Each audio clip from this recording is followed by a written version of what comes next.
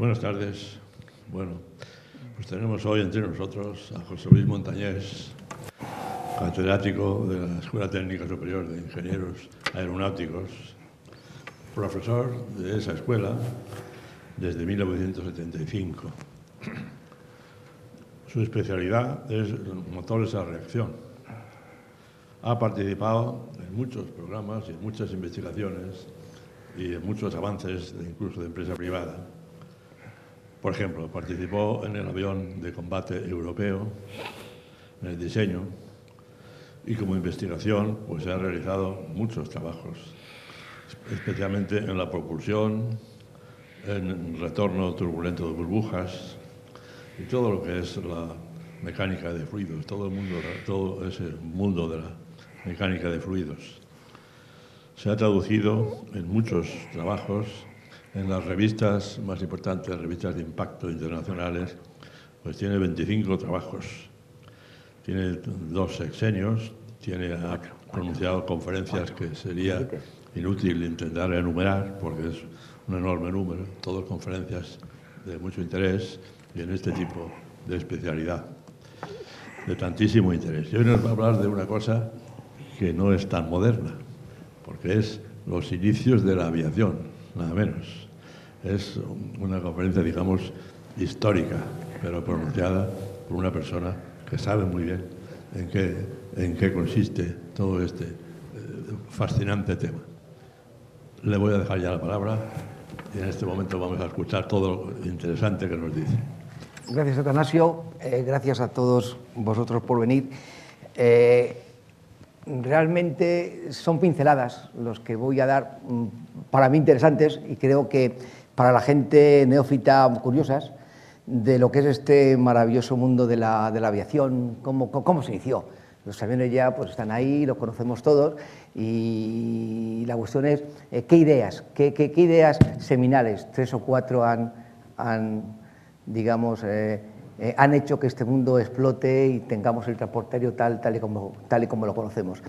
Mi mundo realmente es el de la propulsión, el de los motores, con lo cual cuando digo aviación, pues para mí vamos a ver que una parte importante son los motores. Voy a hablar del avión porque es lo que más atrae, ¿no?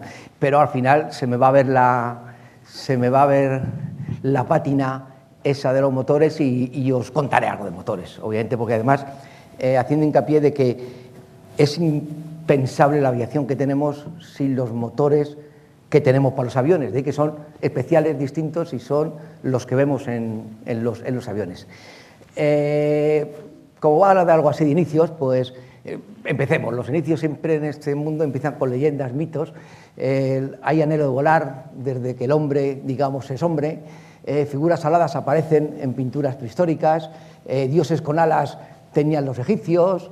Toros capaces de volar se encuentran en los asirios. Divinidades griegas y romanas se desplazaban por el aire.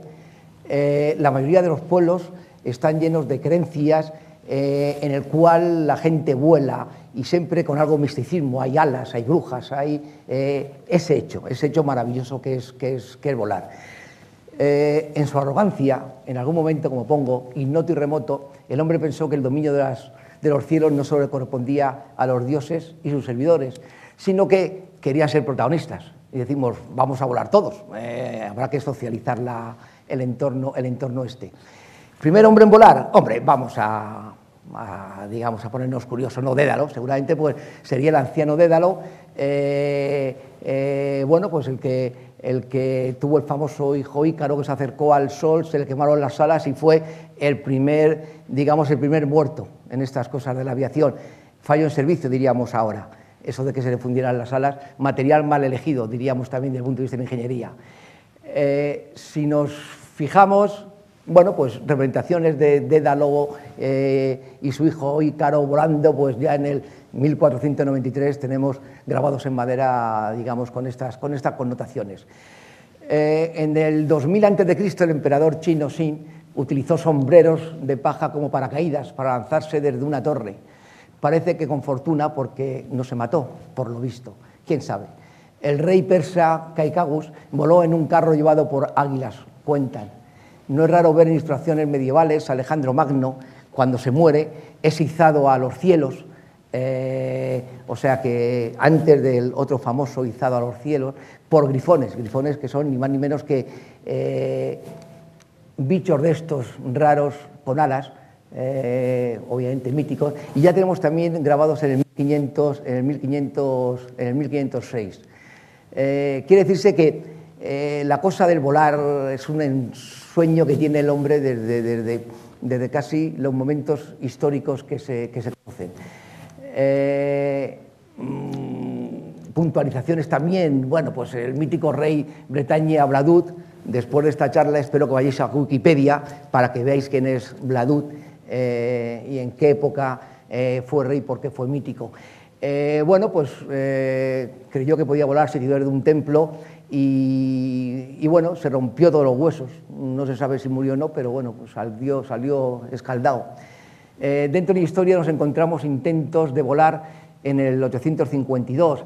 En Córdoba, un musulmán intentó con el cuerpo cubierto de plumas, como siempre imitando a los pájaros, ¿no? Era ese el referente. Con el cuerpo cubierto de plumas, pues intentó volar. Obviamente no lo consiguió.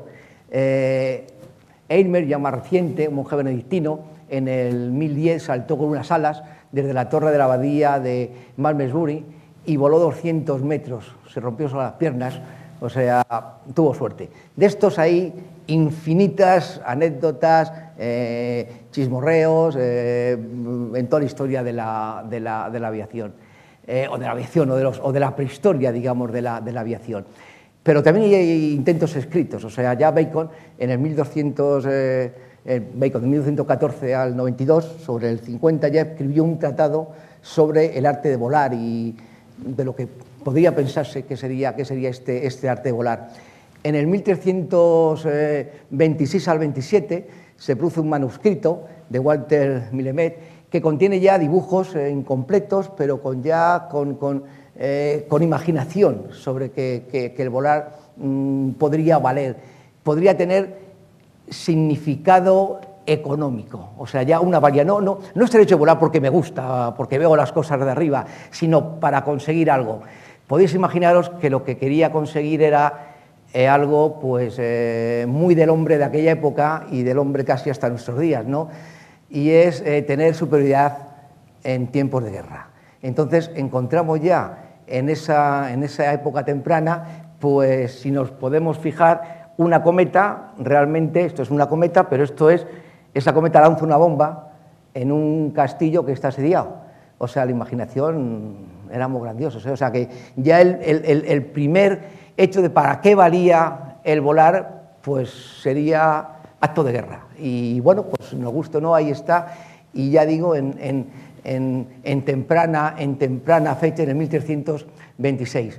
Los cometas, como un ente de juguete, pero bonito, se hace una realidad. Y ya en el siglo XIV y XV ya hay gran teoría de cometas, los chinos son gigantes en estos diseños y en desarrollo, y se piensa en cometas grandes. Es más, las cometas no era cosita de un juguete. Si nos fijamos otra vez, esto que es una cometa realmente, hay 3 caballeros que están manejándola. O sea que las fuerzas que ya se veían que había que desarrollar para cometas grandes, pues era gigantescas. Y ya digo que tenemos esos principios de esos intentos.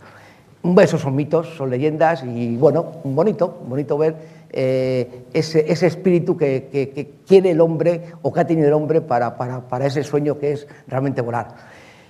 Empezamos en el genio de la ingeniería, digamos, moderna, dejando Arquímedes y la antigüedad, pues obvio, es Leonardo da Vinci. Estamos hablando en el 1450-1519. Y entonces ya Leonardo da Vinci empieza a tener ideas como mucho. Obviamente poliingeniero, policultura, politodo, este endemoniado genio. Y la idea fundamental para él en el vuelo era esta. Esto es lo que llamamos ornitóptero, que son ni más ni menos un hombre con alas. O sea, la mejor concepción que uno podría pensar para volar era ver a los pájaros, pues es fácil, ¿no? No tengo alas, pero me pongo unas alas y hago lo que los pájaros y allá vamos. Siento meterme con Leonardo da Vinci, en este caso, en esto erró completamente. Lo que pasa es que fue tan genio, que ese hierro suyo duró 200 años hasta que la gente se quitó este concepto. O sea, tenemos 200 años históricos en los cuales la gente, este concepto de las alas puestas y de volar, lo intenta hacer así. El maestro lo había dicho y si el maestro lo dice, perdura. Obviamente hizo otras muchas cosas que tienen que ver con el vuelo, hélices, tornos, paracaídas, muchísimas cosas en las cuales estuvo atinado. El concepto veremos que este realmente no. Aunque él ya lo vio, antes, digamos, de dejarnos, vio que el concepto no era muy bueno y ya empezó a que estas digamos, alas tenían que ser de alguna manera manejadas no por las fuerzas de los brazos. Él intuyó que los brazos no dan suficiente potencia para poder volar y ya empezó a inventar resortes, poner muelles para tener más impulso. Lo que pasa que ni aun así el peso en relación a lo que son las alas del hombre no es comparativamente igual al de los pájaros, con lo cual la idea es muy errónea. Y en esto estamos el hombre 200 años. Y cuidado, en esos 200 años ha venido ya un genio de la ciencia, un genio de la física. En el 1680 tenemos Newton. O sea, Newton ha establecido las leyes físicas, ya se conocen los conceptos de fuerza, las leyes de la mecánica se tienen, obviamente el comportamiento de los planetas, movimiento, ley de gravitación, la tenemos, y la tenemos en el 1680. Y para hablar de algo que tenga que ver con el vuelo y los inicios del vuelo, tenemos que pasar a la primera persona seria en esto del vuelo. Y entonces ya a los, ya digo, neófitos en este campo, os doy el nombre. Sir George Cayley, en el 1773-1857, es la primera persona que realmente expone lo que va a ser el vuelo que hasta ahora conocemos y con el que se desarrolla, digamos, todas nuestras teorías y todos nuestros aviones. Repito, del 1680 hay que esperar al 1770, 100 años, para que con los conceptos ya dados de física podamos establecer realmente los principios de cómo es factible el vuelo.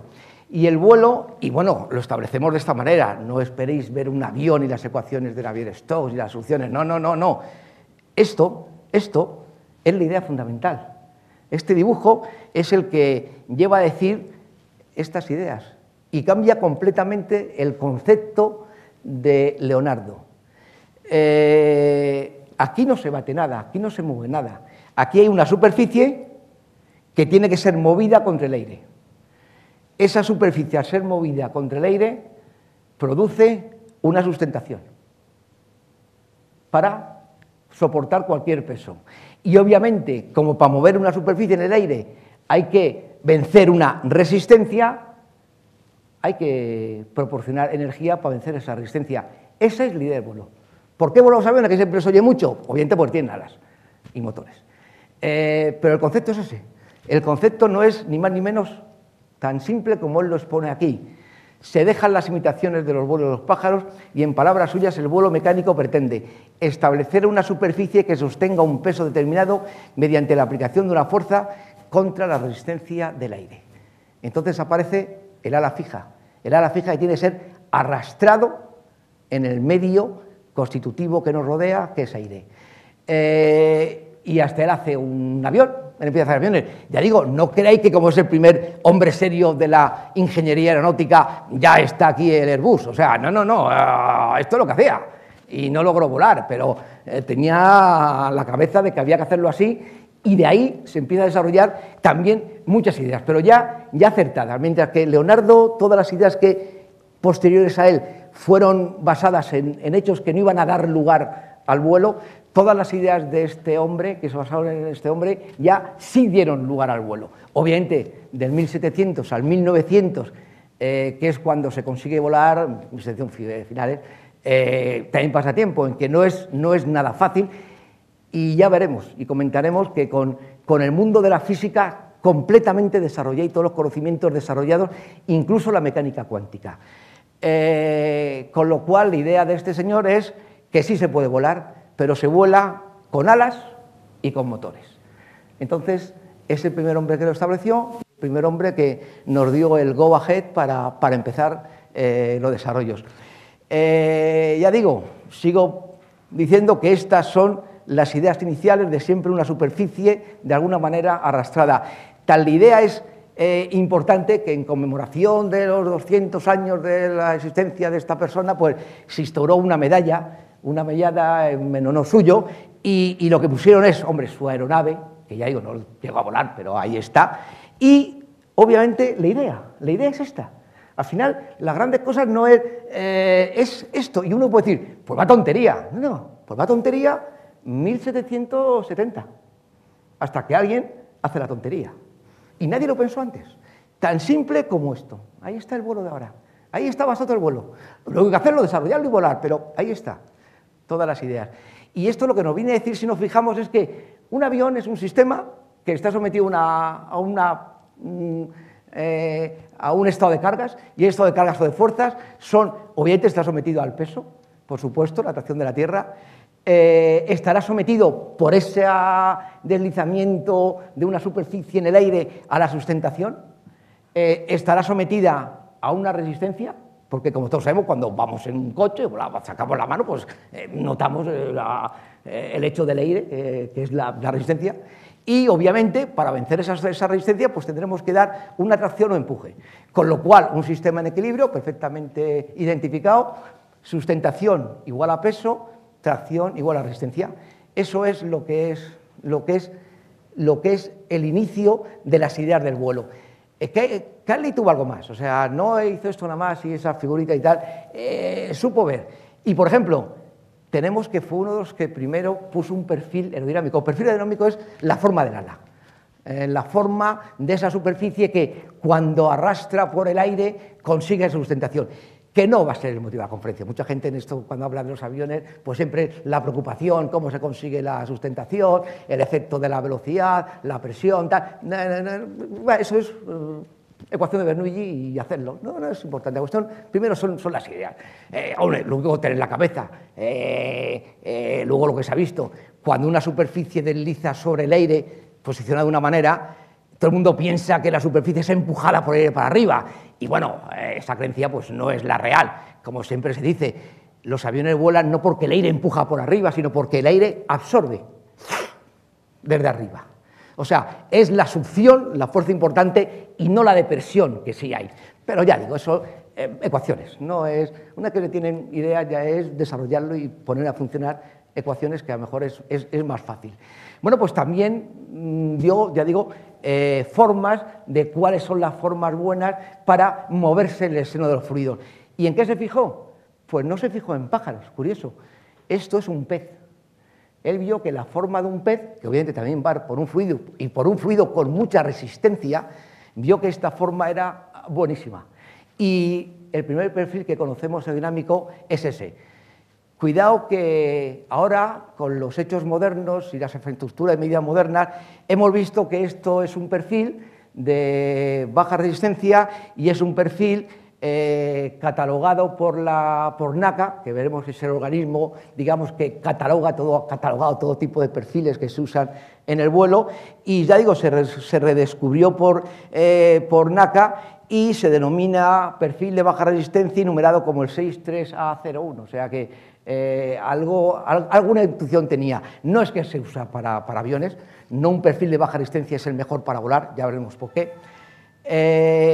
Y también curioso lo que él esperaba del vuelo. Es bonito, en palabras de esa persona desde el 1770, lo que escribe: estoy plenamente convencido de que este noble arte será pronto adaptado a la utilización del hombre.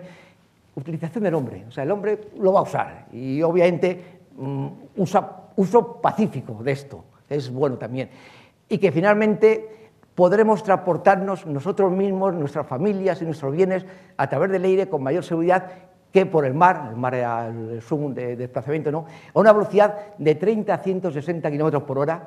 Sin embargo, para poder realizarlo solamente es necesario disponer de un motor que genere más potencia por el tiempo que los músculos animales en relación a su propio peso. Él ya vio también que, ojo, el motor es importante. Si no hay motor, mal vamos a hacer. ¿Por qué se tarda tanto desde el 1700 hasta el 1900 el primer vuelo?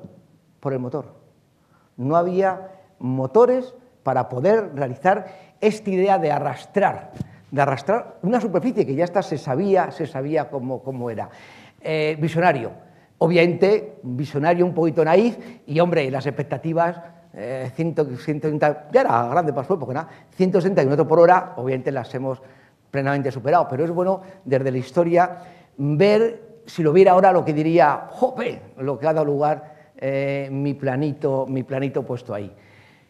Volvemos a la figura de esta, y lo importante de esta figura, desde el punto de vista de la ingeniería náutica, que uno parece que la ingeniería náutica es algo así complicado, los principios son muy fáciles, y os doy el principio básico de la ingeniería náutica, ya digo, es el equilibrio de estas fuerzas, y el equilibrio de estas fuerzas lleva a esta relación, no más, que componer T igual a D, W igual a L, conocimientos mecánicas normales de equilibrio de fuerzas, se llega a que la variable T partido por omega, tracción partido por peso, es igual a 1 partido por L partido por D. Este L partido por D es lo que llamamos ni más ni menos que la eficiencia aerodinámica, el factor sustentación partido por resistencia. Bueno, pues lo que realmente KLI nos dio luz es que el empuje-peso, que es un coste, el empuje lo proporciona el motor lo tenemos que dar nosotros con nuestra energía. Bueno, pues que esta energía que hay que proporcionar, como siempre, en cantidades adimensionales, en relación al peso, es igual, obviamente, a otra variable adimensional, a la inversa de la sustentación partido por la resistencia, o sea, de la eficiencia aerodinámica. Es fácil. Si esto es lo que cuesta, lo costoso será más liviano conforme esto sea más grande. Bueno, pues la ingeniería náutica se basa en este principio, y se basa en que hay gente trabajando en esto es la aerodinámica, gente que consigue sustentaciones partido por resistencia lo más grande posible, porque cuanto mayor sea esto, el coste del que hace el motor, que es la parte propulsora, la que consume energía, es más bajo. Entonces se ahorra motor, obviamente bajo empuje, si la eficiencia aerodinámica es alta, y no olvidemos, si el peso es pequeño. Bueno, pues ahí están todas las ideas de la ingeniería aeronáutica. O sea, no nos cansamos de decir ante cualquier solución aeronáutica que tenga que ver con los aviones, siempre peso, peso, peso, peso. No es que podemos poner peso, es que si yo peso, es que peso. Si aquello pesa ya puede ser, no se vuela. Es imposible. Luego, es fácil quitar soluciones y quitar ideas. Claro, quitas tantas soluciones que luego se hace difícil encontrarlo. Por eso todos los avances que hay ahora y que se oyen todo el rato en los aviones se ha pasado aluminio, cosas materiales, titanio, todos estos son materiales ligeros. Ahora los composites. ¿Por qué? Porque pesan menos. Peso, peso. Peso, eficiencia aerodinámica y obviamente el empuje. Pero el empuje, cuanto menos mejor, porque es muy costoso. Y eso es lo que es un avión. Ni más ni menos un avión, no se ve bien lo que aquí pone, pero bueno, es una sustentación y una resistencia. Y quiero que lo veáis así, porque esto es algo parecido a la realidad. Siempre pintamos sustentación y resistencia, será porque para hacerlo del mismo orden, para verlo, se pintan casi iguales. Entonces, la gente no ve cuál es el secreto del vuelo. Bueno, pues el secreto del vuelo es que esto, sustentación, hemos conseguido que sea, y nosotros y los pájaros también lo consiguen, que sea ingentemente más grande que la resistencia. ¿Cuánto? 20 veces más. Eso es el quid de la cuestión. ¿Por qué? Porque esto es gratis. Nos lo da el Señor. Bueno es recibirlo. Y el coste es lo otro. El coste es la flecha roja que tiene que vencer a la resistencia. O sea que, venciendo una fuerza 1, conseguimos una fuerza de vuelo 20. Eso es la ingeniería náutica, nada más. Luego es desarrollarlo y hacer ingeniería, y usar matemáticas, y usar termodinámica, y usar las leyes del conocimiento. Muy bien, pero las ideas son bastante simples. Bueno, pues obviamente, como esos son los conceptos que hay, vamos a hablar un poquito de los conceptos. De eso trata la charla, ver cómo han evolucionado, ver quiénes han sido revolucionarios y quién ha conseguido esos primeros vuelos. Y, hombre, la eficiencia aerodinámica, aquí tenéis, es fácil. Realmente, aquí se representan cómo ha ido evolucionando ese parámetro de eficiencia aerodinámica por el trabajo de la gente que hace aerodinámica y cómo lo ha ido consiguiendo. Y, hombre, comparativamente, como siempre, los pájaros es el referente. Cuidado, el pájaro que mejor vuela, que mejor eficiencia aerodinámica tiene, es el albatros. No es malo, pero está en 18. Obviamente el Batman, el murciélago, poco aerodinámico es. El buitre va a lo suyo. El buitre tiene unos 15 o por ahí. Siempre nos gusta decir, hombre, la naturaleza es algo grandioso, no digo que no, pero somos mejores que la naturaleza. La eficiencia aerodinámica de esos aviones que se ven por ahí son mejores que el mejor pájaro que podéis ver tan maravilloso volando como el albatros. O sea, si os imagináis el albatros en su belleza planear tan bien, el 380, ese monstruo, planea mejor. Os planea, La gente cree que los aviones, obviamente, vuelan porque tienen motores. Sí, claro, se mantienen porque tienen motores. Y si no, al final caerían. Pero planean todos. Todos planean. O sea, uno ve grande y dice, no, este será por el... No. Tú quitas y el avión planea. Y más, por eso se aterriza, porque planean. Y la capacidad de planeo son muchísimos kilómetros. Y obviamente, ya digo, analizando y poniendo números, cuantificando mejor que los pájaros. ¿En dónde estamos? 20. Bueno, tener cifras tal, bueno, pues se mejoró, empezó a mejorarse tal, ahora estamos por aquí más o menos, 20, 21, lo que decimos, cuidado, esas variables, como tiene ingeniería, depende de las condiciones, depende en qué situación estamos, ese número es válido para el vuelo que llamamos de crucero. Cuando el avión está tranquilito, con el tren metidito, con todo limpio que llamamos, con las alas bien puestecitas, sin ninguna superficie hipersustentadora, como van los aviones normalmente volando, vuelan con 20. Cuidado que cuando despegan en lo que llamamos aerodinámica sucia, despegan con los famosos flaps que todo el mundo conoce, que si no se ponen se estrellan los aviones, despegan con las ruedas fuera porque tienen que rodar y esas cosas. Esa variable de 20 pasa a 8 y a 9 y cosas de esas, o sea, baja bastante, con lo cual para despegar hay que tener, ya que no hay aerodinámica, hay que tener mucho motor, luego ya menos. Bueno, pues ya digo, esto es lo que el hombre ha hecho en eficiencia aerodinámica, y luego están las virguerías.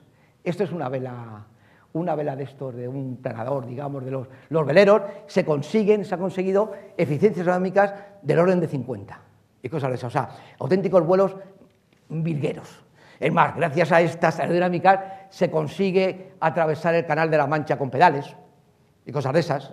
Obviamente con un jumbo con pedales no conseguiríamos mucho, pero con este tipo de aerodinámicas sí. ¿Dónde empiezan los estudios de aerodinámica? Pues empiezan, hay muchos hombres, o sea, hay mucha gente que ha intentado ser precursores. Y, hombre, voy a contar unos pocos para tener, igual que he dicho, Cayley el primero, como importante. Luego vienen usuarios de esos requisitos de conseguir alas y solo volar, o sea, solo planear. Entonces, hay infinitos de lo que ahora llamaríamos alas deltas o intentos de volar planeando, y uno de los más famosos es Otto Lilienthal, y Otto Lilienthal 2.500 vuelos tiene registrados en cometas de este tipo, en alas volantes. Al final se mató uno de los vuelos, claro, con 2.500 vuelos, y aunque estaba todo muy bien, eran terraplenes pequeñitos, bueno, pues alguna vez es peligroso. O sea que dentro de la aviación el concepto de que cuidado que si pasa algo te puedes matar, se ve rápidamente, se ve muy pronto. Otras personas, digamos, que recibe estos tipos de conocimientos, todos muy empíricos. No había ecuaciones, no había algo descrito de cómo tenían que ser las alas, cómo tenían que ser los alargamientos.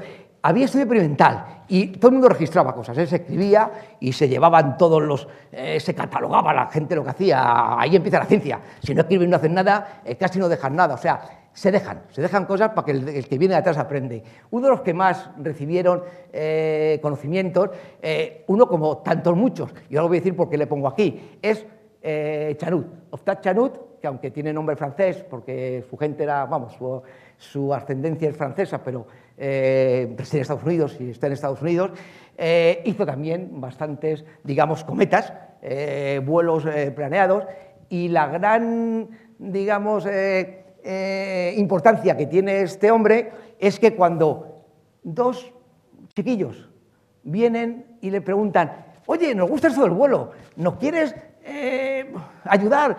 ¿Cómo se hace? Nosotros solo sabemos hacer bicicletas, pero nos gusta esto del vuelo. Chanut les vio y les vio emprendedores. Le vio: estos chicos merece la pena que, pues ahí está, leer. Les dijo también eso: leer, yo hago estas cometas, yo hago tal. Bueno, pues esas dos personas hicieron una cometa en 1901, tan mala como esta. Ahora veremos por qué es mala. Esta cometa es muy mala. Ahora vamos a ver. Se puede ver fácilmente la eficiencia de una cometa. Esta es muy mala. Esas dos personas son los hermanos Wright. Esas dos personas son los que consiguen el primer vuelo. Son los primeros ingenieros en hacer un avión, con toda la ingeniería del avión. Alas, motores y control. Porque al final no es solo que estas máquinas vuelen o puedan volar, es que se controlen. Y eso fue en lo que la mayoría de la gente de la época fallaba, en que había que controlarlas y era difícil. Y estos señores pues lo consiguieron. Ya digo, y bueno, pues empezaron estudios con estas cometas, los hermanos Wright. Aquí están, Orville, Wilbur, en esta época 9, 13 años. Estos, ya digo, no, pues la historia la tenéis en cualquier lado, pero ya digo, en la época que les gustó el vuelo, realmente, dicen a leyendas o escritos, que le regalaron cuando era un pequeñito a Orville una especie de alas de helicóptero. Había un cohete que se tiraba con gomas, como ahora se vende, que se tira con gomas y volaba. Y con eso Orville se quedó, qué bonito, y quiero saber. Y Wilbur rápidamente, que era el hermano mayor, y vamos a ver si aprendemos, ¿no? Y empezaron a interesarse por el vuelo. Tenían, cuando empezaron con esta historia del vuelo, ya digo, un taller de bicicletas. O sea, es más, pero tenía su bicicleta, para intentar una bicicleta, le quitaron la rueda esa grandota que había antes en los bicicletas estas, la pusieron igual en sus bicicletas, porque no es diseño suyo, mucha gente pensó en eso, pero ellos también lo hicieron, o sea que tenían esas cosas. Como estos eran de Dayton y allí no era un lugar bueno para volar, las incursiones de estos intentos de cometa y de volar las hicieron en Carolina del Norte, cerca de la playa, en Kitty Hawk, y allí pues tenían un hangar, y iban con sus ideas, con sus cosas, y empezaron, ya digo, esta fue una de las primeras cometas, de 1901, empezaron en el 1901 a hacer cosas de estas. En el 1903 consiguieron volar, tampoco tardaron tanto. Y ya digo, desde esta idea que ellos no estaban preparados, hasta volar, hicieron muchas cosas, muchísimas cosas en las campañas allí en Carolina. La primera cosa, pues ya digo, es esas cometas, a nivel cometa, ponerse y volarlas. Estilo Otto Lilienthal, pero si os fijáis, respecto a esta corta, esto seguía lo que le decía Chanut y lo que decía Lilienthal. Pues lo primero que vieron ellos es que tenía que ser más larga, bastante más. Y obviamente empezaron a explorar estas ideas y llegaron a esos pequeños datos de ingeniería que cuanto más larga mejor, y eso es lo que consiguió hacer mejor. Cuando ponen el alargamiento grande, aquí tenéis casi una cometa perfecta. Uno puede decir, bueno, ¿y por qué esta es perfecta y la otra es mala? Solo fijaros una cosa para ver si la eficiencia aerodinámica es buena. Es la cuerda. ¿Qué ángulo tiene la cuerda? El ángulo que tiene la cuerda es la relación entre la sustentación y la resistencia. Si tienes ángulo, es que, chico, la sustentación y la resistencia son 50-50, si tiene 45 grados. Si la tienes vertical, es que la sustentación es grandísima y la resistencia es baja. O sea, si queréis ver si un artefacto es aerodinámicamente bueno, cogerlo de la cuerdecita, y si sale vertical y la cuerda queda vertical, la eficiencia aerodinámica es maravillosa. Si la cuerda queda angulada y se retrasa respecto al viento, la eficiencia aerodinámica es muy mala. Pues estos, de repente, en el 1902, ya consiguen esta cometa. Espectacular. ¿Cómo? Pues mirad, aquí tienen los artilugios, ingeniería. Hicieron su túnel aerodinámico, no fue el primero, mucha gente tenía túneles en estas ideas, o sea, obviamente hechos por ti, como en la película, pues, La Guerra de las Galaxias, Han Solo, que se hace su nave del hiperespacio en las tardes, pues está igual, por las tardes se hacen realmente su túnel, empiezan a probar distintos perfiles, empiezan a probar distintos alargamientos, empiezan a probar distintas formas. Ingeniería es hacer cosas sistemáticas, registrarlas y comprobarlas. Y al final, en el mundo de la aerodinámica, pues consiguen su hallazgo, y su hallazgo es ya una cometa voladora. O sea, ya la primera cosa de tener eficiencia aerodinámica alta lo consiguen. Ya vuelan cómodamente, empiezan a tener superficies de control. Aparte de las alas, los aviones, todas las cosas que tienen es para controlar, o para estabilizar las colas, los timones, tal, es para la derecha, para la izquierda, para arriba, para abajo, para todas esas cosas están para eso, realmente. Las alas para volar. Bueno, pues esto ya empiezan a decir que necesitan superficies para controlar, para hacerlo manejable, aquellos artilugios. Empiezan ya a meter motor. Se dan cuenta de que no hay motores que valgan, porque pesan mucho. Se dan cuenta que tienen que hacer motores ligeros. No hay motores ligeros en el mercado. Se lo tienen que inventar ellos. Se fabrican su propio motor. Se fabrican sus propias hélices. No había teoría de hélices, no había libros donde había teoría de hélices. Y de repente había en el mundo de ingeniería mecánica y se conocían el hecho de la hélice del barco, pero teoría de hélices alargadas y tal no hay. Bueno, pues se construyen su hélice. Podéis imaginaros que el arrastre del motor a la hélice es con cadena de bicicleta. Pues algo tenían que usar la cadena de bicicleta, que para eso la tenían, ¿no? Ya digo, consiguen su motor, empiezan a poner más superficies, no solo la vertical, sino superficies horizontales. Un avión tiene superficies horizontales, atrás, superficies verticales, nosotros la ponemos atrás, este ponía las superficies adelante, idea que se llama concepto Canar, que hay aviones así, con superficies horizontales adelante, pero bueno, estos eran de ese estilo. Ya digo, motor. Si comparamos la aerodinámica de ahora, la bien hecha, la pensada, la ingenieril, la comparamos con, digamos, con los hermanos Wright, pues vemos que estos son los perfiles NACA con los que vuelan nuestros aviones, y este es el perfil de los hermanos Wright. O sea, bueno, pues el C-suele, un parámetro que nos importa mucho que da la sustentación, está en 1 y ahora estamos en 1,4 o 1,45. Hemos mejorado mucho, está ya bueno, pero hemos puesto mucha ingeniería, mucho dinero, ¿no? Pero bueno, es aceptable sus valores, obviamente, como no podía ser otro, porque volaron, luego algo hicieron. Ya digo, hacen su primer motor, o sea, con sus cilindros, que pesa poco, lo tenían metido, hacen su construcción de las alas, construyen las alas de una forma curiosa. No estaba obviamente desarrollado, nadie había desarrollado que los aviones dan vuelta con los alerones, que como lo hacen ahora. Los aviones, para dar vuelta, unas superficies pequeñas que hay detrás de las alas, las doblan una para abajo, otra para arriba, y con eso giran. Este no, entonces tenían que pensar cómo, veremos cómo, y en eso está mucho la construcción del aparato. La cuestión es que consiguen todo y lo ponen, y en el 1903, 17 de diciembre, se produce el primer vuelo del hombre. Los hermanos Wright salvan la ingeniería, consiguen una cosa que se eleva por sí misma, más pesada que del aire, obviamente, y que en el fondo se controla. Dura 23 segundos, dura solo 100 metros, pero está toda la ingeniería. Hace muchos vuelos más en esa misma jornada, unos más, otros menos, pero todos de ese orden. Como siempre, el mundo discute. Críticas. Los hermanos Wright no son los primeros, son otros.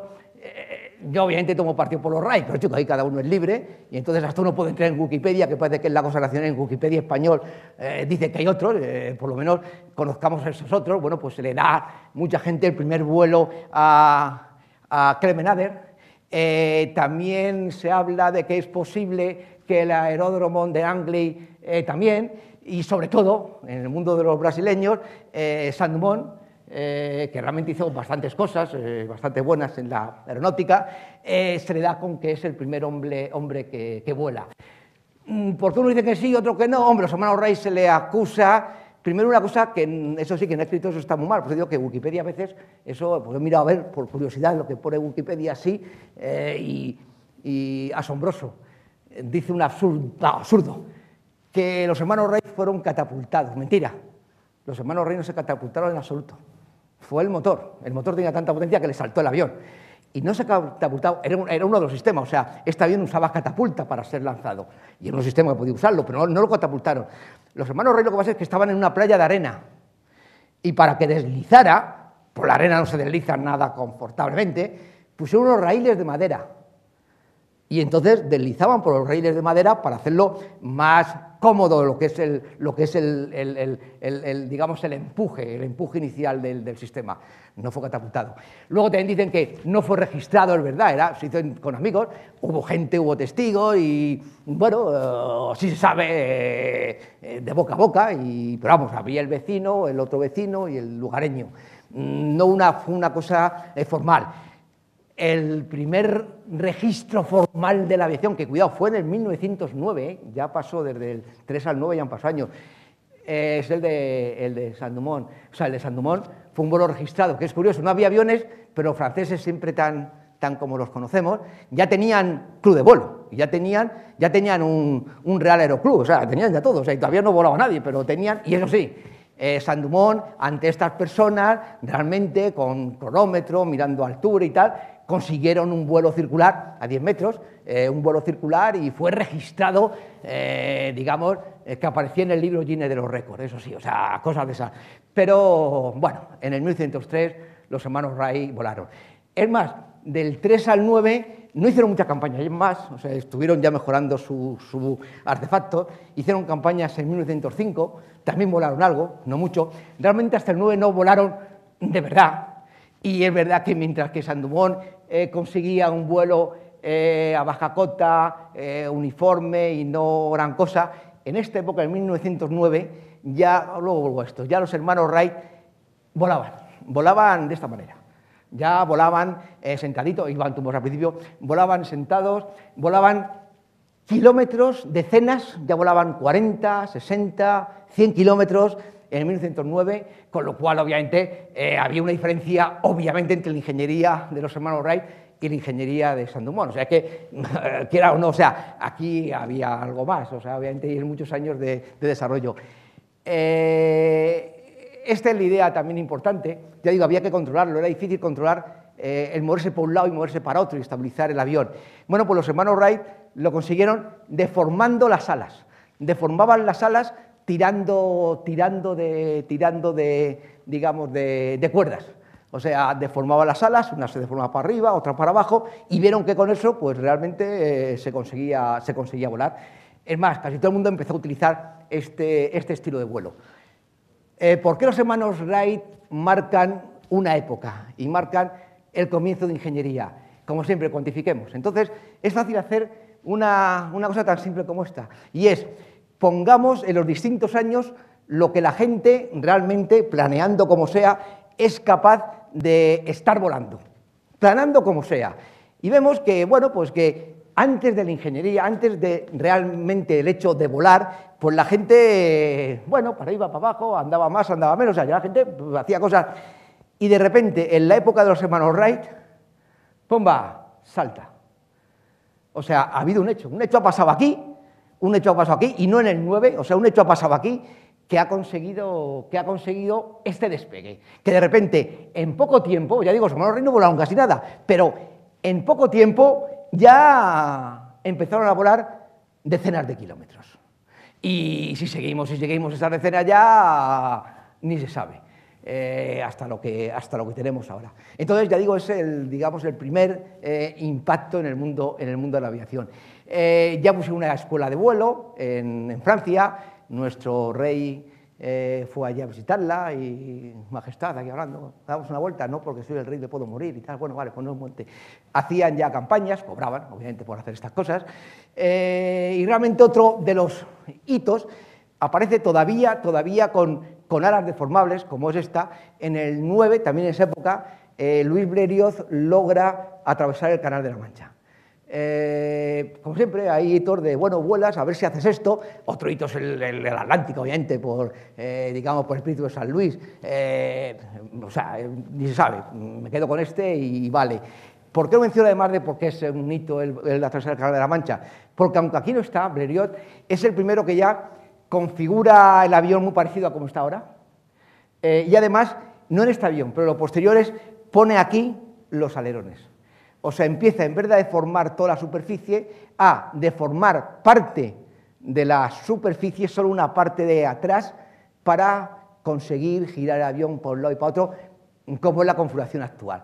De aquí ya es cuestión de tiempo y de ingeniería conseguir el DC-3. O sea, el DC-3 nos aparece en el 36 como el primer avión en donde ya está casi integrado todos los conocimientos de aerodinámico y de propulsión existentes. Marca, obviamente, menos a falta de los motores distintos a lo que hay, todavía son motores de hélice, pero ya están carenados, ya marca lo que son los aviones.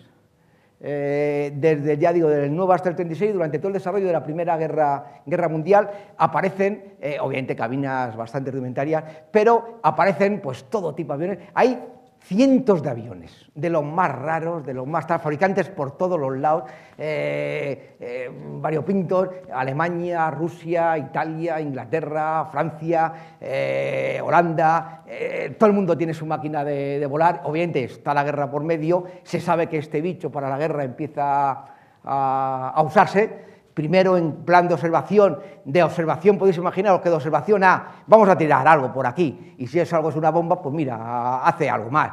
Y otro ya coge la pistola y pega un tiro. Y dice, hombre, el único malo es que cuando tiro para adelante está el ala, está la hélice. Bueno, pues inventan anticronismos para que el tiro salga cuando está el hueco de las hélices. O sea, hasta eso hacen en todo el desarrollo de la Primera Guerra Mundial. Ya digo que hay aviones de todo tipo, hay bombardeos.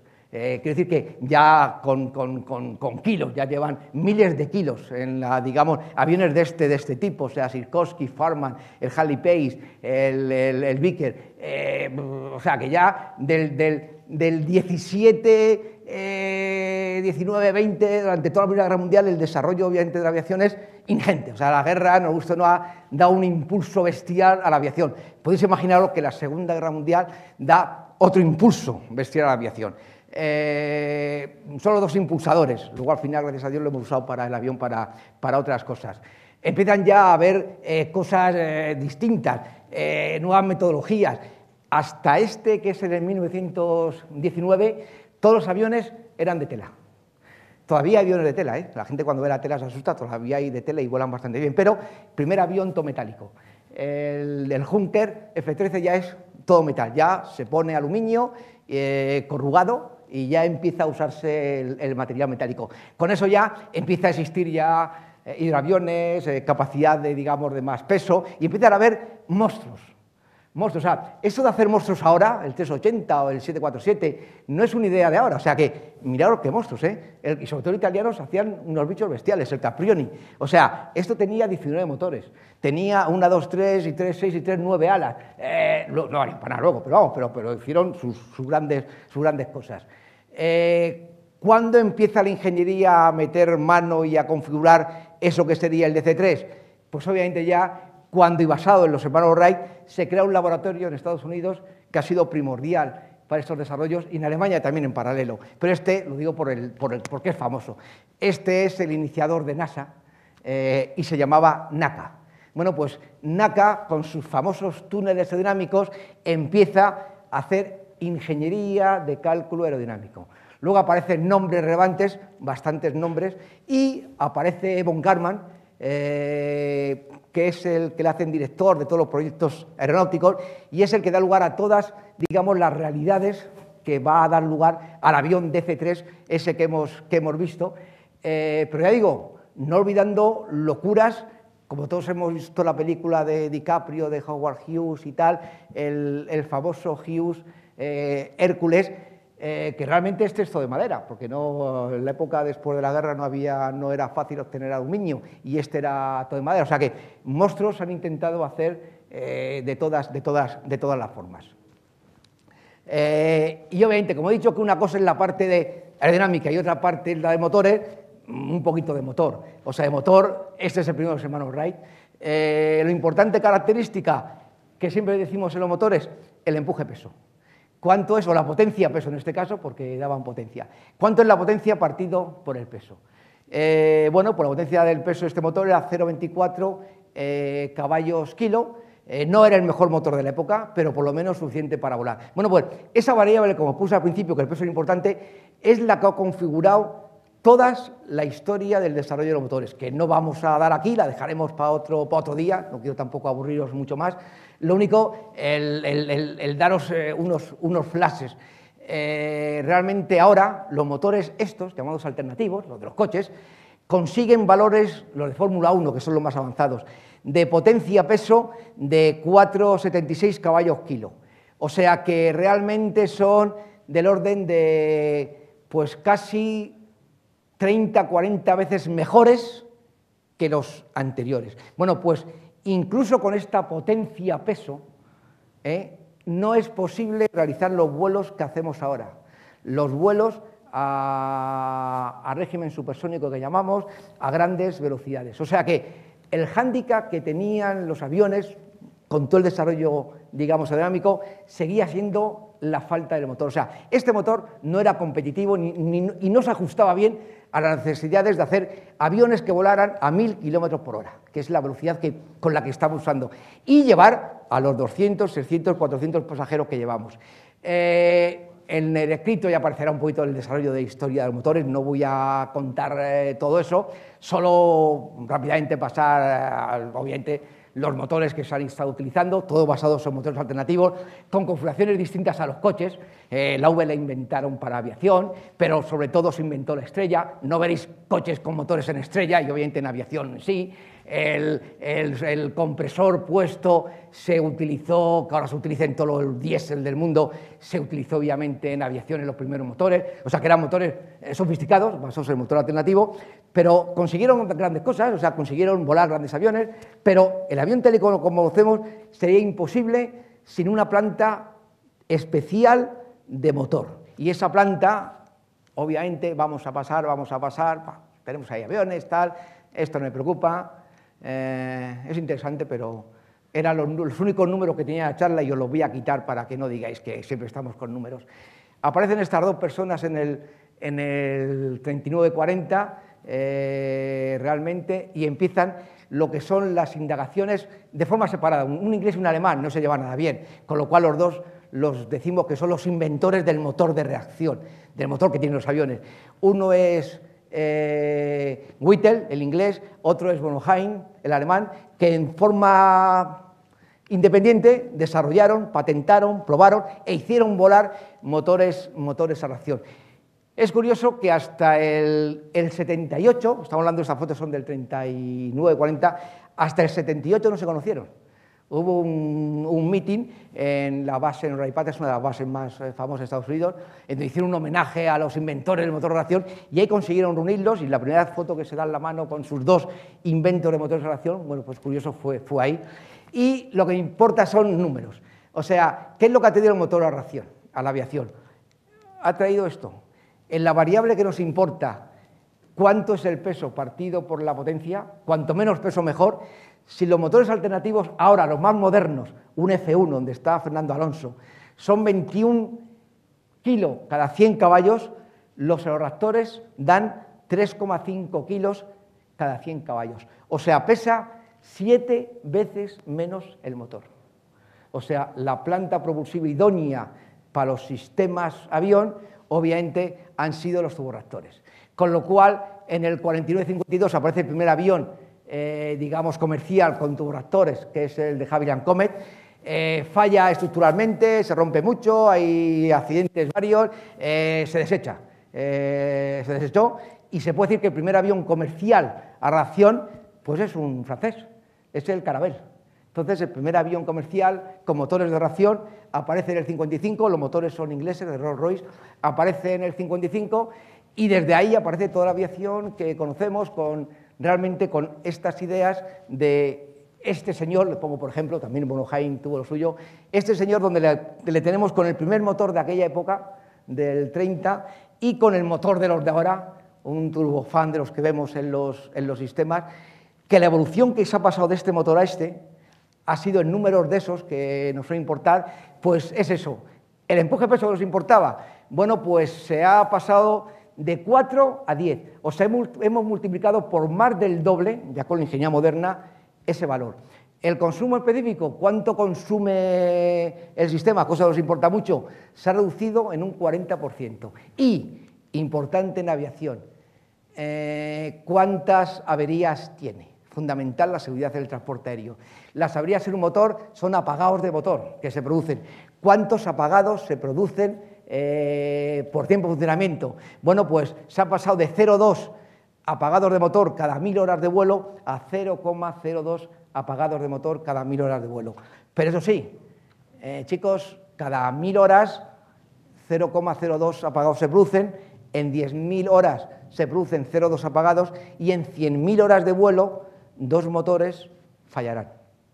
No pasa nada, los motores se reencienden, o si no haces un aterrizaje un poquito de emergencia, con el resto de los motores puedes funcionar, por eso se tiene en cuenta, pero obviamente se averían poco, pero se averían. Bueno, pues como os dije, con esa, digamos, combinación motor-avión, pues aparece la aviación que conocéis, aparecen pues los 707, aparecen los DC-8, aparecen los DC-9, es el DC-9 imagino, aparece el DC-10, aparece el Super DC-8 y aparece obviamente el famoso Jumbo, el 747, con una nueva familia de motores gigantescos, motores realmente que en aquella época eran de última generación, con lo cual los últimos que voy a enseñar ahora son los de última generación. Es lo malo usar esas palabras grandilocuentes. Grandes motores, pues si luego es el otro más grande tienes que decir grande motor, y luego al año siguiente tienes que decir el grande, super grande motor. O sea, bueno, pues ya se dijo que estos eran los jumbos, con lo cual al 380 no sé qué vamos a llamarlo, vamos a llamar el super jumbo, y al siguiente llamaremos, no lo sé. Ya digo, la aviación se desarrolla hasta llegar al monstruo de ahora. Ni que decir tiene que ese Caravelle que hemos visto, primer motor de reacción, es la línea que da lugar a Airbus. O sea, toda la industria náutica europea está basado en ese avión, y los ingleses, obviamente, la opción. Alemania no tanto, porque Alemania después de la guerra pues, fue castigada a no hacer cosas. Era muy bueno, pero estaban castigados por niños malos. Pero obviamente el desarrollo inglés en aviación y el francés es el que ha dado lugar a Airbus, que nosotros nos hemos metido ahí y bueno, pues somos líderes o colíderes en el mercado mundial junto con Boeing, ya no hay más empresas que esas en la actualidad. Y obviamente pues ahora estamos con nuestro super avión este 380 con tantos pasajeros, con sus 4 motores y con los más supermotores. Motores que lo que hacen es tener 300, 400 kilonewtones de empuje, o sea, 40.000 kilos de fuerza para adelante, y que junto con estos motores y los 3 grandes fabricantes, Rolls-Royce, inglés, Pratt & Whitney, americano, General Electric, americano, son los que producen casi todas las plantas propulsivas, sobre todo General Electric. Al lado de estos motores, con el mismo diseño, con la misma categoría, digamos, de estructura, con el mismo sistema de funcionamiento, hay motores de 10 kilos de empuje o de 100 newtones. O sea que hay grandes monstruos y para andar por casa. O sea que es un sistema súper versátil, es el sistema que ya digo ha dado lugar a nuestro sistema de funcionamiento. Y ya acabo con unas cifras. Cuando veis un avión despegar de estos modernos, puede estar consumiendo 1.300 kilos de aire cada segundo. En un tic-tac, 1.300 kilos de aire. Está gastando en la cámara de combustión 3 kilos de combustible cada segundo, un motor. 3 kilos de combustible cada segundo significa que está desarrollando 140 megavatios de potencia. Si el sistema es un bimotor, estará desarrollando 240 megavatios de potencia. Las centrales térmicas que nos sirven a nosotros, las grandes, son de dimensiones de los cientos grandes megavatios, 600 megavatios, 700 megavatios, 800. Un avión cuando está despegando está desarrollando, como he dicho, 240, 250 megavatios de potencia. De esa potencia calorífica se están obteniendo 40 megavatios de potencia mecánica, igual que 350 coches de los que podemos ver o tener. Y todo eso se hace en un cilindro de unos 3 metros de diámetro, no está mal, por 5 metros de largo. O sea, en ese cilindro de 3 por 5 se están desarrollando esas potencias gigantescas. Volar no es nada barato Y aun con esas potencias estamos pagando cantidades asumibles para irnos a Estados Unidos, para irnos a China, para que Ryanair nos lleve a módicos precios de 30, 40, 50 euros a Londres. O sea que el secreto de la aviación ha sido ese desarrollo de las alas y los motores que están asociados. Bueno, esta It's Time to Go, podría estar hablando, ni se sabe, como obviamente podéis imaginaros, pero bueno, ya creo que os he cansado bastante. Espero que por lo menos os haya despertado la curiosidad de algunos parámetros que se manejan y que la charla sea respecto a esos parámetros y algunos nombres que consideramos que no están en la boca de la gente, pero que los hermanos Wright sí, ¿no? Pero Cayley, por ejemplo, no, o Lilienthal tampoco, y que han sido fundamentales. Y recordar, cuando el primer avión voló, 1903, toda la física estaba desarrollada. La física que conocemos, la fuerte, la dura, estaba desarrollada. Maxwell ya había desarrollado toda, obviamente, su teoría, estaba por ahí. Einstein había desarrollado sus teorías, Heisenberg había desarrollado sus teorías, Planck había desarrollado sus teorías. O sea que, aun con toda la física conocida, lo que es la ingeniería, que tiene que esperar el momento adecuado para que algo pueda ser hecho, porque los conocimientos se tenían, para que algo pueda ser hecho, pues ya digo, se tarda muchísimo tiempo, y luego ese algo hecho, cuando exploras, ves que la idea que ha dado lugar a eso es una idea tan peregrina como un dibujo bien entendido, no solo puesto, un dibujo con idea detrás de un ala cabalgando sobre el aire y con una distribución de fuerzas. Y eso sí, de los 160 km por hora que predecía Cayley, estamos en 1000. No lo hemos hecho mal, ¿no? Seguiremos avanzando. Bueno, gracias, chicos, chicas. Imagino, por cortesía, aunque ya está y todo queréis iros y tal, con el partido y tal, preguntas o algo así, si no, si quieren, no... Sí, vamos a ver. Unas poquitas así. Las preguntas. Aquí supongo que habrá algún futuro ingeniero aeronáutico. Vamos a ver qué preguntas surgen por aquí en el auditorio. Si no hay preguntas no pasa nada tampoco, ¿eh? No forzaros. Voy a hacer yo una pregunta, entonces, vamos a ver. Todos esos megavatios, 200, 400... Al final nos quedamos con los megavatios, sí, Al final la última cifra es la que impacta, Eso, en el momento del despegue, que además despegan con un ángulo considerable. Bueno, sí, bueno. No creas que tanto, no, la gente cree que hace boa. No, despegan con 7 grados, o sea que no... 7 grados de 7 grados por ahí, o sea que no pasa que... Es que el DC-3, por ejemplo, yo recuerdo, pues, despejaba pues, casi horizontal, vamos, que había unas... Y ahora el tirado de timón, sí. Cuando iba cargado, había unas casas allí que parecía que se las iba a talar. Ya digo que, cuidado, no hay que confundir la posición del avión, que es así, como la trayectoria que está siguiendo el avión. El avión, cuando está así, no sigue esta trayectoria, que más quisiera. O sea, el avión va así, pero la trayectoria que consigue es puesto en pendiente 7 grados o menos. O sea que... Otra cosa, en el despegue, muy bien. Y cuando un avión de estos, de los modernos, va a 10 o 11.000 metros de altura, y en plano horizontal, ¿qué potencia consume? Pues divídela, pero tienes grande también, divídela por 30, una cosa así, 30, 40, de ese orden. O sea que sigues estando con megavatios, o sea que de 3 kilos segundo, combustible pasa a 1 kilo y pico segundo, pero un poquito a lo mejor más, casi tirando a 2 kilos segundos, o sea, así la tercera, 40 veces menos, una cosa así. Quizá un factor 10, ¿no? No, más de 10. Igual que obviamente en los motores de aviación también, he contado solo el motor en sí, había un avance fundamental en los dos conceptos, si por ahí oís, en lo que se llama el turborreactor, que es lo primero original, y lo que ahora llamamos todos estos, lo que llamamos turbofanes.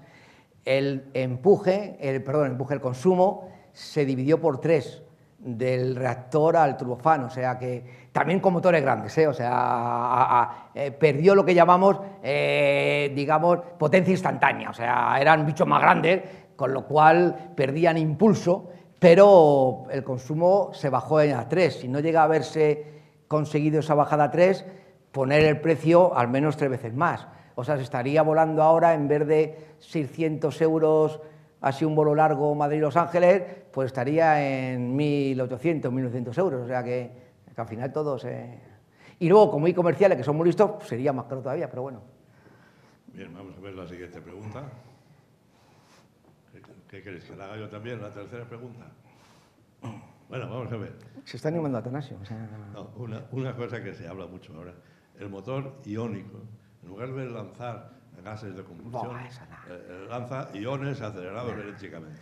¿Eso es posible? ¿Es una fantasía? Sí, la ingeniería está para eso. Sí, no lo vas a ver ni tú, ni yo, ni estos. O sea que... no merece la pena. Sí, están motores, digamos, iónicos, para satélites funcionarán, pero para producción de esta de aérea tal no tiene que ver, es para producción espacial nada más, son de bajo empuje, y sí hay ya motores eléctricos, pero todo es para satélites y para producción, digamos, esos son motores cohete, no tiene que ver para volar con estas cosas. Lo único, aunque está muy lejos, para que veáis que pensamos, que fíjate, pensar que los aviones siguen siendo igual desde 1900, casi no ha cambiado nada. Que podéis preguntarme por qué, me pregunto esas cosas y es curioso, porque la contestación os iba a dejar anonadados, como se dice. Como ahora está todo muy caro y la energía costosa tal, se está pensando en cosas, O sea, que también idea revolucionaria por ahí. Estados Unidos, Boeing está con esta idea de ala volante, los señores de Airbus están con este biplano, alas que luego por atrás y por delante, o sea, que se está pensando en hacer cosas revolucionarias en la aviación. No sé si lo veremos, seguramente no, pero sí se hacen cosas, que se dice que los aviones son siempre igual, no se hace nada. No, se estudian cosas y se está, solo que no es fácil. Ya me hago yo la pregunta, ¿por qué los aviones son iguales? O sea, que si os fijéis los avances, que en el escrito aparecerán, todos los avances son poner composite y poner control. El control y poner mejores materiales en lo que es el avión. El motor ha cambiado muchísimo, está cambiando todo el día. El avión, no. El avión es, ya digo, la electrónica del avión, fundamental, y elementos más ligeros que ahora son los llamados composites. O sea, hoy día, ¿qué se farda entre compañías? Mi avión tiene el 50% de elementos composites, antes era 100% metálico, 50 composites, pues ahora viene Boeing, el mío el 90%, nos han ganado. El mío, eso es la guerra que hay en los aviones ahora. Bueno, pues los aviones no han cambiado desde que se han configurado para que vosotros no caigáis y no os matéis por las certificaciones. Son tan duras las certificaciones, que lo que hay que hacer es hacer lo mismo. Se pone tan complejo certificar un avión con ideas, que mejor es dejar todo como está. Los remaches son los mismos, los tornillos son los mismos, las alas son las mismas, los ángulos diedros son los mismos, los ángulos para atrás los mismos, más o menos. Y los haces pequeños. Hasta que se consiguieron poner materiales no metálicos, pasaron del orden de 20 años la gente para demostrar que esos materiales eran fiables para volar. De verdad, estáis en manos de una seguridad increíble, aunque luego os moleste. Es que hay cenizas y no vuelan. Pues va tontería la gente esta, ¿por qué no vuela cuando hay cenizas? Pues porque no están certificados los aviones bajo ceniza. Cuando esas cosas dicen, la pregunta no es que un avión y un motor no puede funcionar con cenizas? Yo qué sé, si no lo he certificado. Certificado es que le sometes a la misma capacidad de ensayos y las mismas cargas y efectos de vuelo que luego va a tener. Luego, si no lo has probado, no lo has certificado, y si no está certificado, no puedes volar. Para que no os matéis. Un avión dice, este avión aguanta 30 kilómetros por hora de viento así cuando despega. Pues si en vez de 30 hay 32, no es que uno se pregunte, ¿es que no podrá volar con 32? Pues a lo mejor sí, pero ¿quién lo sabe? Es nada más que marca 32, la torre de vuelo dice, no despegas. Aeropuerto cerrado por viento lateral y todos en casa. Y encima nos cabramos. ¡Okay! Tú certificas una cosa, que bastante haces. Que hay mucha nieve, que están las salas llenas de hielo, que tal, no se vuela.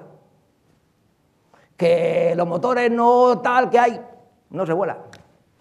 Otra cosa es, oye, estoy volando y me viene una ría de ceniza. Pues chico, las pasas, si se apaga el motor te estrellas y si no se apaga el motor, adelante. Los motores se certifican contra pájaros. Contra un pájaro, una pequeña serie de pájaros, no se certifican contra 40 pájaros y con una bandada. Claro, el avión ese encuentra una banda de pájaros, un motor fuera, otro motor fuera, y menos mal que el piloto hizo amerizaje en el río o lo que sea, o rioazaje, como se llame. O sea, la certificación y la seguridad aérea es increíblemente alta. Y eso hace que los sistemas sean los mismos, excepto motores que hay que bajar el consumo. Interesantísimo. Vamos a ver si hay alguna pregunta. ¿Tú levantabas la mano? Bueno, pues vamos a dar. Pues venga, chicos. Sí, hay una pregunta, sí. Venga. ¿El autogiro de la Tierra Sí. es precursor del helicóptero? Sí, pero bueno, Sikorsky tenía, las ideas estaban ya lanzadas. Vamos a ver, el autogiro de la Tierra, lo grande de las ideas que tuvo es todas las ideas que tuvo para los movimientos de los rotores que tenían que tener, que luego obviamente el helicóptero los usó. O sea, los avances de la pala, el que fueran para arriba y para abajo, digamos que toda la complejidad que tenía de tener el rotor, él lo vio, y si Sikorsky lo utilizó, pues seguro. ¿Por qué no? Eso se ve. Digamos que las ideas precursoras de cómo complejo tiene que ser una pala las fue poniendo él, porque el helicóptero no va haciendo así nada más, con eso lo vuela. La pala va haciendo así, la pala va haciendo así, o sea que tiene que compensar porque una vez va para adelante, otra vez va para atrás y tiene que compensar, con lo cual va cambiando el ángulo de ataque. O sea, todas esas cosas del movimiento complejo de las tal, la Cierva por lo menos lo sacó y él. Luego la idea del autogiro es como siempre, cuanto más, digamos, autocosa eres, no necesitas tal, pues mejor. El helicóptero no necesita nada, es la gran ventaja, el otro tenía que despegar, ¿no? Entonces, ¿por qué la idea de la Cierva no que lo pensara? La potencia tenía que ser gigantesca, la potencia de los rotores es gigantesca. Entonces, la preocupación de la Cierva, cada uno tiene su idea, la preocupación de la Cierva es que no entendía cómo los aviones, o bueno, sí entendía, lo que pasa es que hubo un accidente y se mató, alguien ha llegado, y le molestaba que los aviones entraran en pérdida. O sea, cuando a un avión le metes mucho, digamos, por eso no se ponen mucho ángulo de ataque que llamamos, al final dejan de volar y se caen. Eso llamamos entrada en pérdida, y el avión tal. Y él decía, jo, es que él lo veía y dice, hostia, pues es peligroso, yo va volando y esto entra en pérdida, ¿no? Y entonces, para evitar la pérdida, inventó un ala que no entra en pérdida, que será giratoria. Era toda su idea primera. Muy bien. Siguiente pregunta. Bueno, pues damos las gracias, ha sido realmente interesante y instructivo. Bueno, un placer, venga, nos vemos.